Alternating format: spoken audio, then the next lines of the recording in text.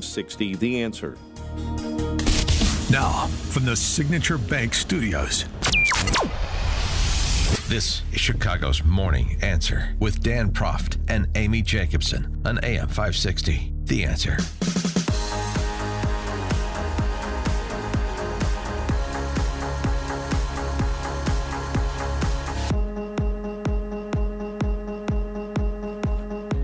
Top of the morning, Dan and Amy. President Biden was recently referencing one of his legislative accomplishments. This one actually is pretty good, which is the, well, I'll let him describe it.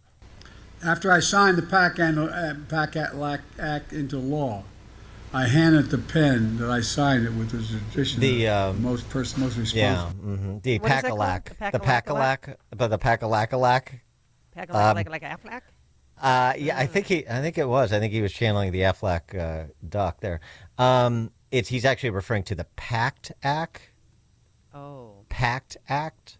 Well, that speech he gave, that was on the teleprompter, by the way. The White House had to make 9 corrections. He called the NAACP the NAA. I mean, can you imagine if Trump did that? What kind of outrage there'd been? The PACT Act, but that actually is to increase funding for veterans who are exposed to toxic substance during military services, which is appropriate if that was needed to provide proper care for our veterans.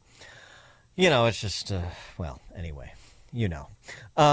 So speaking of which, as we've been discussing off and on for the last several weeks in the run-up to our annual golf outing, which is June 19th at McRae up there in Barrington, the beneficiary organization for the money that we raise is, again, this year, the To Towers Foundation.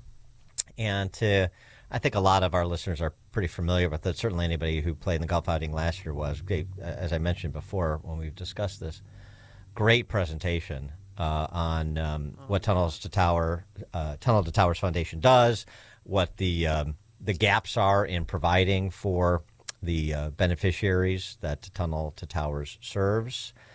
And for more on that, we're pleased to be joined by Jack Oehm, who is a retired battalion commander for the New York City Fire Department. And he's a member of the board at Tunnel to Towers. Jack, thanks for joining us. Appreciate it. Hey, good morning, folks. How are you? Good. So just lay out what Tunnel to Towers does, provide the detail in terms of the mission and how that mission is going. Yeah, sure, Dan. Thanks for having me, too. Amy, good morning to you as well. So, I like to say we do something so simple. We take care of the people that take care of us. Our military men and women that go into harm's way, they volunteer to go into harm's way to keep us all free and safe. And our first responders, our police officers, our firefighters, our EMS workers that day in and day out keep their communities safe. And we take care of them. If they die in the line of duty, the Tunnel to Towers Foundation will be there to pay off their mortgages for their families.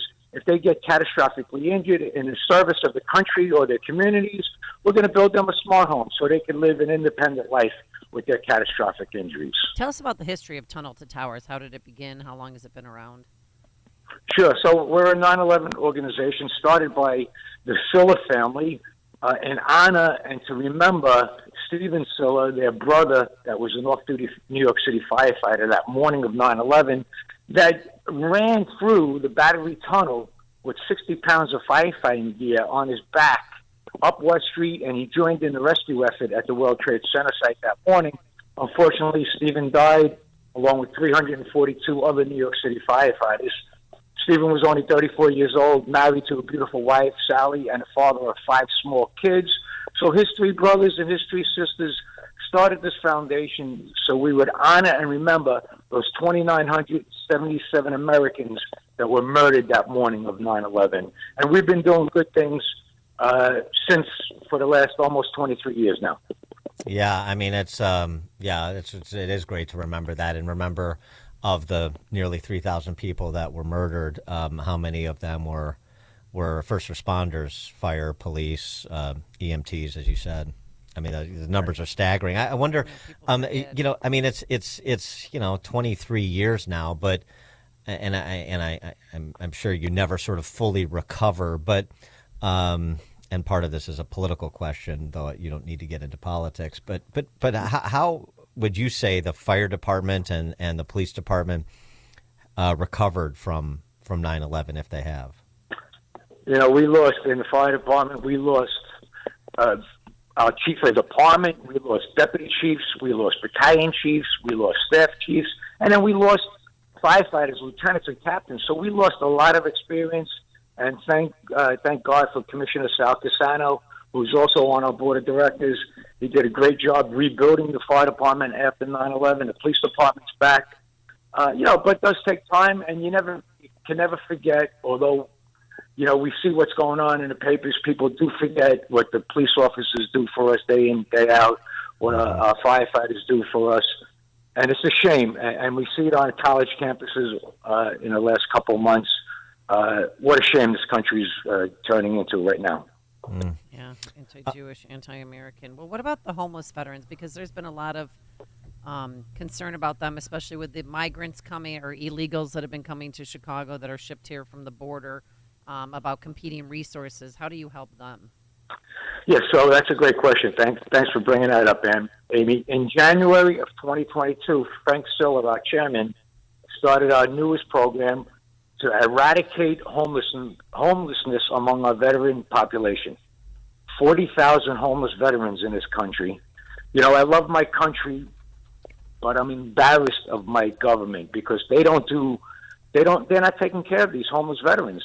So we're going to do something about it. We're doing something about it already. We're renovating hotels, making them efficiency apartments for these guys.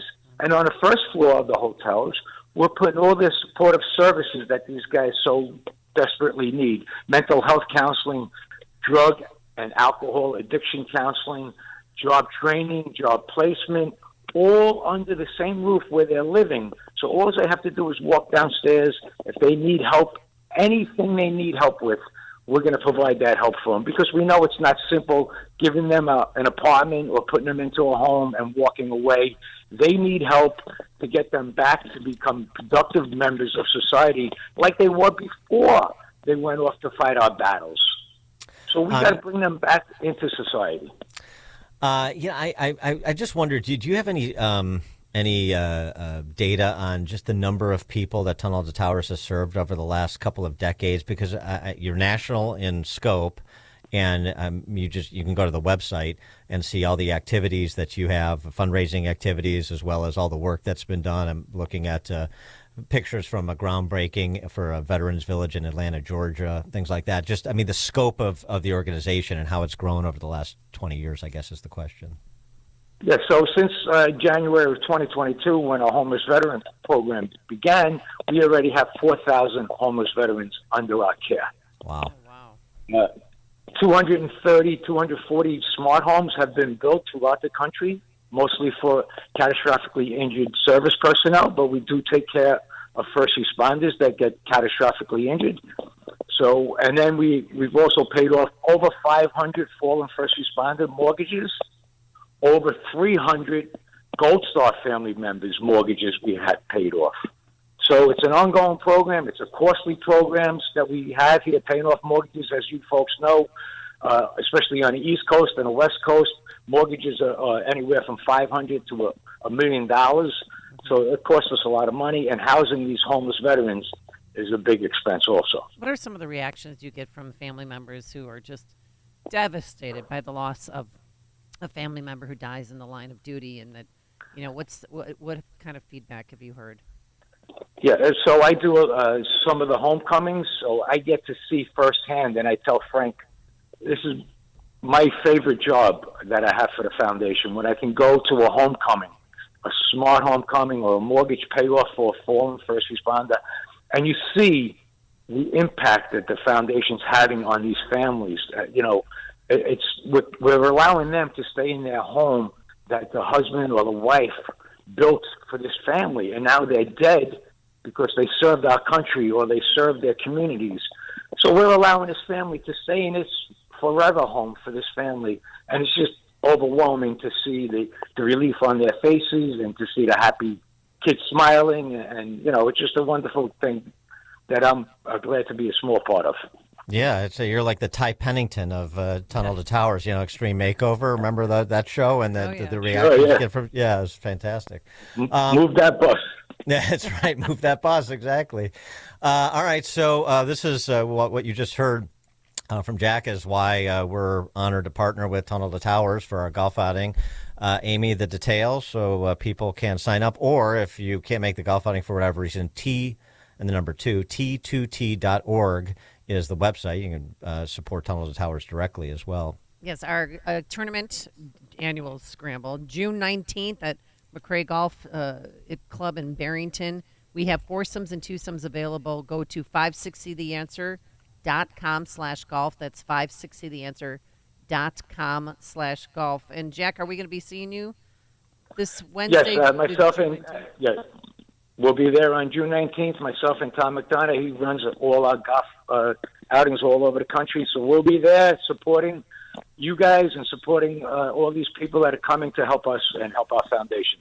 That's great. Another bonus, you can meet Jack and his colleague June 19th at McRae. Jack Oehm, Battalion Commander, retired for the New York City Fire Department. He's a member of the board at Tunnel to Towers Foundation. Again, T2T.org, and Amy gave you the details on the outing. Jack, thanks so much for joining us. Appreciate it. My pleasure. Thanks, folks. Have a good day. See you June 19th, and he joined us on our turnkey.pro answer line. Hear about the big stories of the day, then talk about them right here on Chicago's Morning Answer on AM 560. The Answer. Oil investments involve a high degree of risk and actual results may vary.